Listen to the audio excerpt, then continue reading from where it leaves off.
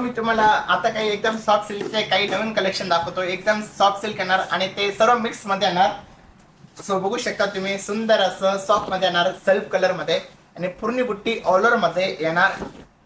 बघू शकता आणि कॉन्ट्रास्ट मध्ये येणार, सेल्फ मध्ये येणार. पण तुम्ही जरी बघू शकता एकदम कॉपर जरी आणि एकदम शाईन करणारी जरी कॉपर जरी. आणि या साडीची जी प्राइस आहे ही फक्त 1500 रुपये.